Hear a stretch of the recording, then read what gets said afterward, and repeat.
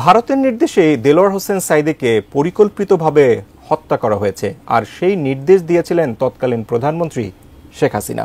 মোদিকে খুশি করতেই তিনি তাকে পরিকল্পিতভাবে দুনিয়া থেকে সরিয়ে দিয়েছেন বলে দাবি করেছেন তার ছেলে মাসুদ সাঈদী। বিচারের জন্য শেখ হাসিনাকে বাংলাদেশে ফেরত দেওয়ারও আহ্বান জানিয়েছেন তিনি।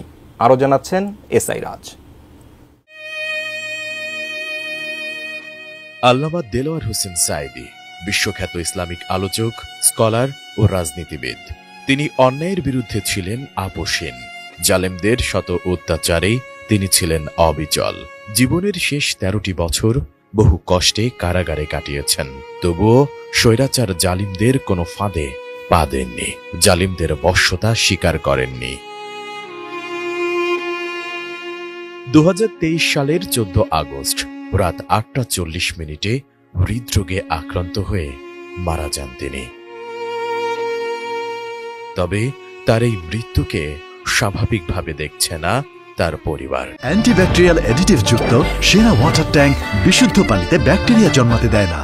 ভারতের বিরুদ্ধে বিরোচিত ভূমিকা রাখার কারণে আল্লামা দেলোয়ার হোসেন সাঈদীকে ভারতের নির্দেশেই পরিকল্পিতভাবে হত্যা করা হয়েছে বলে দাবি করেছেন তার ছেলে মাসুদ সাঈদী।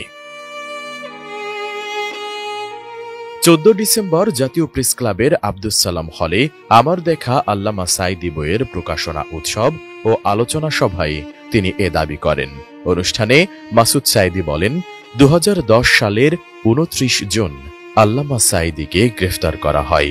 ওই সময় আল্লামা সাঈদী সহ জামাতের নিরীহ নেতাদের তথাকথিত যুদ্ধাপরাধের মামলায় গ্রেপ্তার করে কাউকে 10 বছর, কাউকে 12 বছর, কাউকে আবার 13 বছর কারাগারে আটকে রেখে তাদের পরিকল্পিতভাবে হত্যা করা হয়েছে। সে সময় গোটা বিচারটাই ছিল প্রহসন। তাদের বিরুদ্ধে যুদ্ধাপরাধের অভিযোগ ছিল নাটক।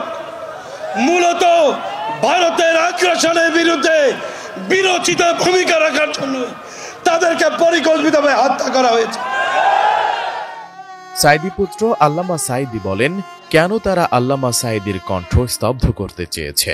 এর কারণ ভারতীয় রাজনীতি ও অর্থনৈতিক আগ্রাসন যখন বাংলাদেশের ওপর চেপে বসত, তখন সবার আগে বাঘের মতো গর্জে উঠত আল্লামা সাঈদীর কণ্ঠ।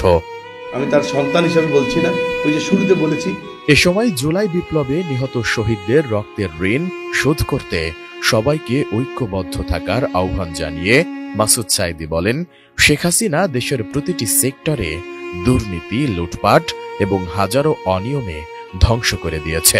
জুলাই অভ্যুত্থানের বীর যোদ্ধাদের ওপর নির্বিচারে গুলি চালিয়েছে। এদেশে আর কোনো স্বৈরাচারের ঠাঁই হবে না। জালিমের প্রতি দয়া দেখানো, মজলুমের রক্তের সাথে বেঈমানি করা। সুতরাং আওয়ামী লীগের প্রতি কেউ মায়া দেখাতে আসবেন না। অনুষ্ঠানে মাসুদ সাঈদী বলেন, দেশের প্রশ্নে, স্বাধীনতার প্রশ্নে কারো মধ্যে কোনো বিভেদ নেই।